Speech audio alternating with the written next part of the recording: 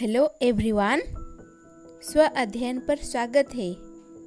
आज हम पढ़ेंगे कक्षा 7वीं के एक पाठ्य विषय अपूर्व अनुभव, जिसको रचना किया है तेत्सुको कुरियानागी।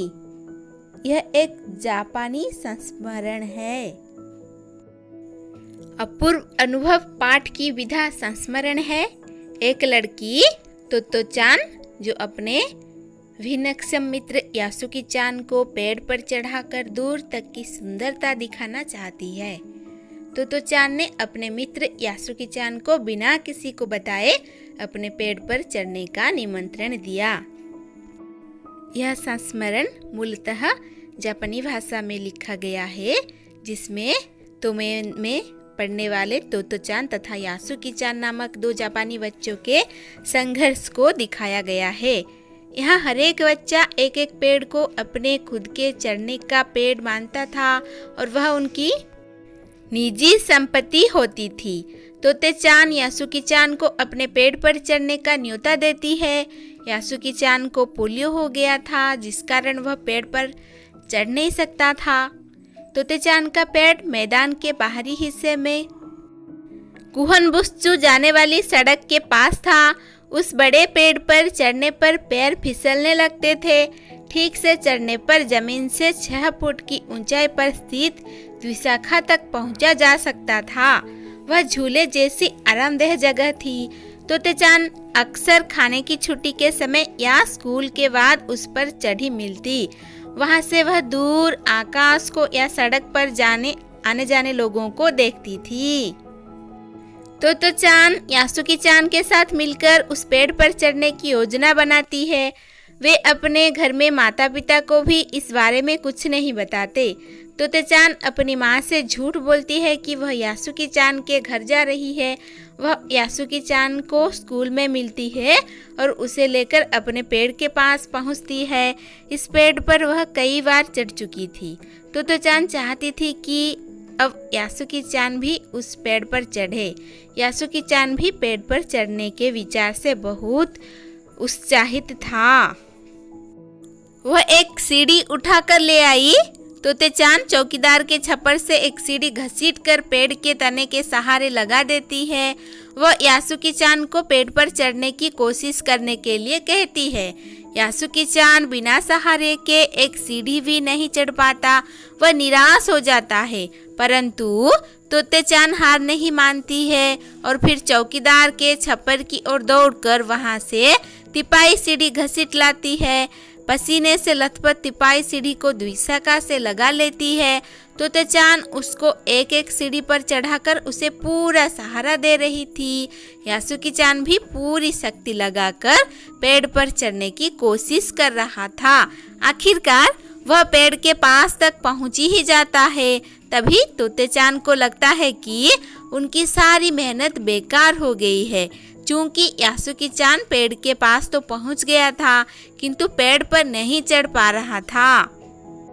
तोते-चान को रोने का मन होने लगा, लेकिन वह रोती नहीं है। तोते-चान यासुकी-चान को पेड़ का सहारा लेकर लेटने के लिए कहती है।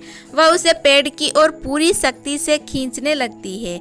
यह एक खतरे से भरा काम था। यासुकी-चान को तोते-चान पर पूरा विश्वास था।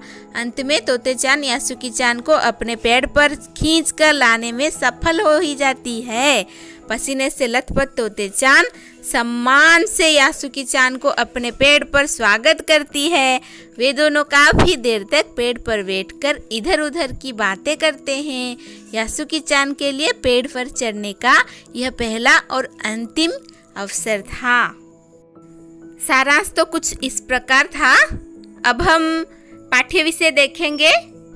सभागार में शिविर लगने के 2 दिन बाद तोतो-चान के लिए एक बड़ा साहस करने का दिन आया। उस दिन उसे यासुकी-चान से मिलना था।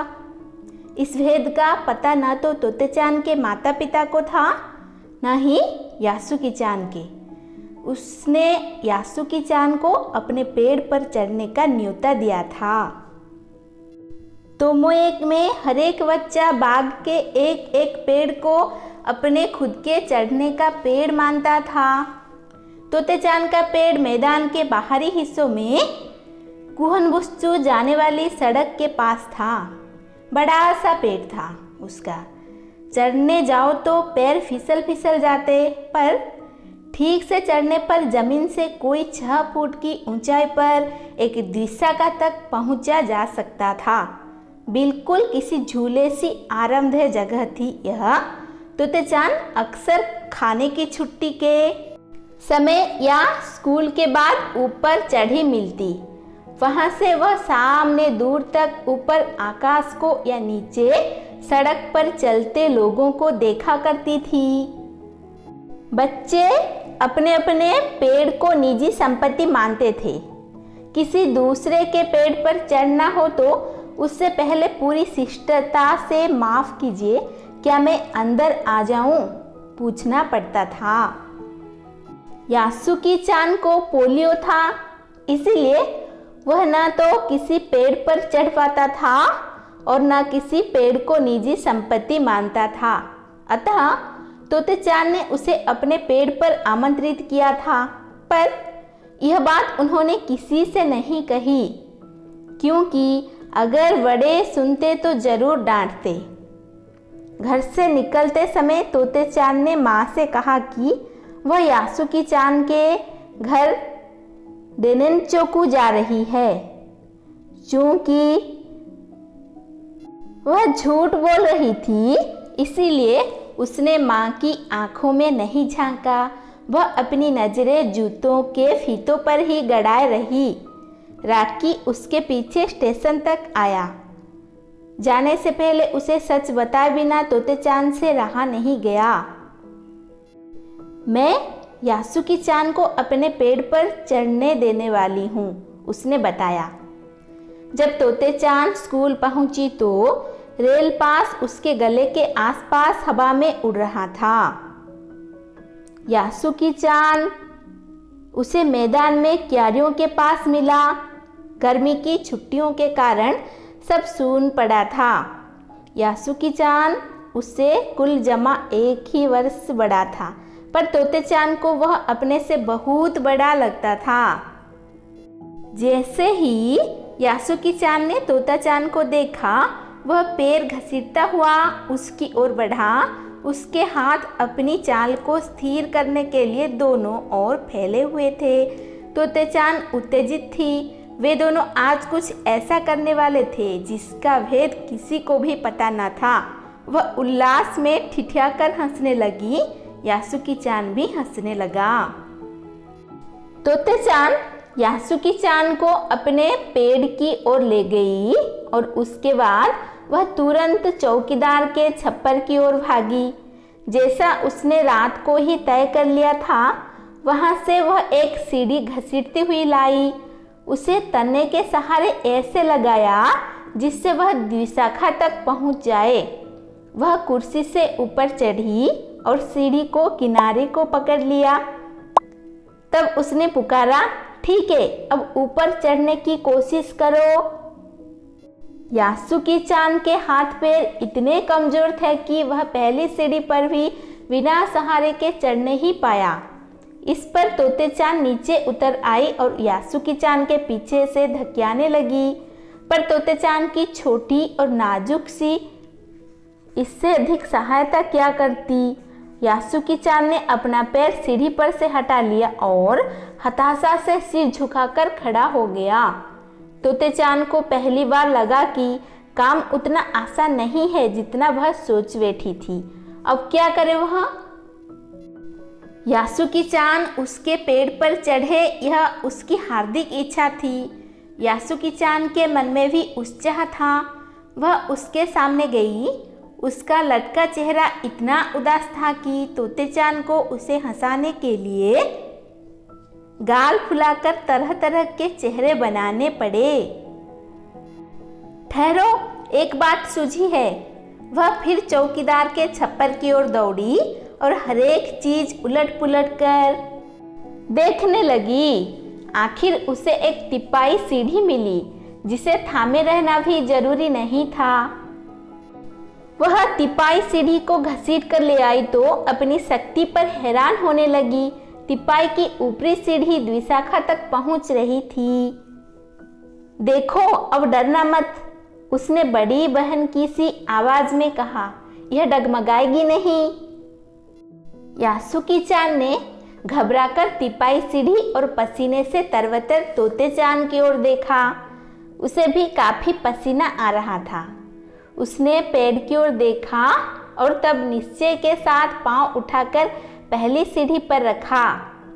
उन दोनों को यह बिल्कुल भी पता न चला कि कितना समय यासुकी-चान के ऊपर तक चढ़ने में लगा। सूरज का ताप उन पर पड़ रहा था, पर दोनों का ध्यान यासुकी-चान के ऊपर तक पहुंचने में रमा था। तोते-चान नीचे से उसका एक हाथ पैर सीढ़ी पर धरने में मदद कर रही थी। अपने सिर से वह उसके पिछले हिस्से को भी स्थिर करती रही। यासुकी-चान पूरी शक्ति के साथ जूझ रहा था और आखिर वह ऊपर पहुंच गया। हुर्रे! पर उसे अचानक सारी मेहनत बेकार लगने लगी।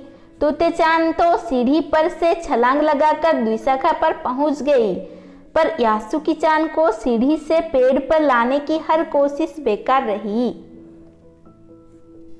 यासुकी-चान सीढ़ी थामे तोते-चान की ओर ताकने लगा। तोते-चान की रुलाई छूटने को हुई। उसने चाहा था कि यासुकी-चान को अपने पेड़ पर आमंत्रित कर तमाम नई नई चीजें दिखाए, पर वह रोई नहीं। उसे डर था कि उसके रोने पर यासुकी-चान भी रो पड़ेगा।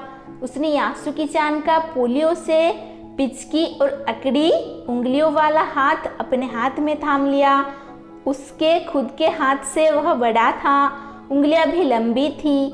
देर तक तोते-चान उसका हाथ थामे रही, तब बोली, तुम लेट जाओ, मैं तुम्हें पेड़ पर खींचने की कोशिश करती हूँ। उस समय द्विशाखा पर खड़ी तोते-चान द्वारा यासुकी-चान को पेड़ की ओर खींचते और कोई बड़ा देखता तो वह जरूर डर के मारे चीख उठता।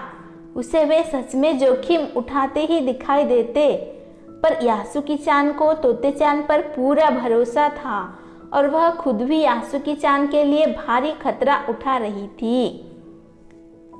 अपने नन्हे नन्हे हाथों से वह पूरी ताकत से यासुकी-चान को खींचने लगी। बादल का एक बड़ा टुकड़ा बीच बीच में छाया करके उन्हें कड़कती धूप से बचा रहा था। काफी मेहनत के बाद दोनों आमने सामने पेड़ की द्विशाखा पर थे। पसीने से तरबतर अपने बालों को चेहरे पर से हटाए हुए तोते-चान ने सम्मान से झुककर कहा, मेरे पेड़ पर तुम्हारा स्वागत है। यासुकी-चान डाल के सहारे खड़ा था। कुछ झिझकता हुआ वह मुस्कुराया। तब उसने पूछा, क्या मैं अंदर आ सकता हूँ? उस दिन यासुकी-चान ने दुनिया की एक नई झलक देखी, जिसे उसने पहले कभी न देखा था। तो ऐसा होता है पेड़ पर चढ़ना, यासुकी-चान ने खुश होते हुए कहा।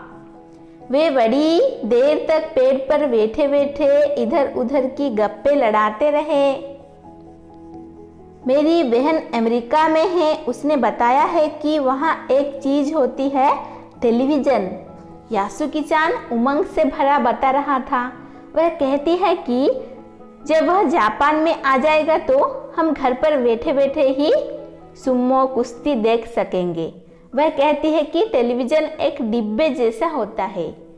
तोते-चान उस समय यह तो न समझ पाई कि यासुकी-चान के लिए जो कहीं भी दूर तक चल नहीं सकता था, घर बैठे चीज़ों को देख लेने से क्या अर्थ होंगे। वह तो यह ही सोचती रही कि सुमो पहलवान घर में रखे किसी डिब्बे में कैसे समा जाएंगे। उनका आकार तो बड़ा होता है, पर बात उसे बड़ी लुभावनी लगी। उन दिनों टेलीविज़न के बारे में कोई नहीं जानता था। पहले पहल यासुकी-चान ने ही तोते-चान को उसके बारे में बताया था। पेड़ मानो गीत गा रहे थे और दोनों बेहद खुश थे। यासुकी-चान के लिए पेड़ पर चढ़ने का यह पहला और अंतिम मौका था। आज हमने अपूर्व अनुभव पाठ्य विषय पढ़ा, जिसमें हमने पढ़ा तोते चान और यासुकी चान की पेड़ पर चढ़ने का योजना, तोते चान का यासुकी चान से मिलना, फिर यासुकी चान को पेड़ पर चढ़ने का असफल प्रयास, फिर तोते चान की हार्दिक इच्छा और पुनः प्रयास, फिर पुनः प्रयास करने के बाद तोते चान ने जोखिम उठाया और उसे सफलता मिली। फिर यासुकी चान के लिए यह पेड़ पर चढ़ने का पहला और अंतिम अवसर था। अब दोनों पेड़ पर बैठकर गीत गा रहे थे। वे दोनों बहुत खुश थे। धन्यवाद। ऐसे ही वीडियो देखने के लिए चैनल को सब्सक्राइब कीजिए, नोटिफिकेशन के लिए बेल आइकन को दबा दीजिए।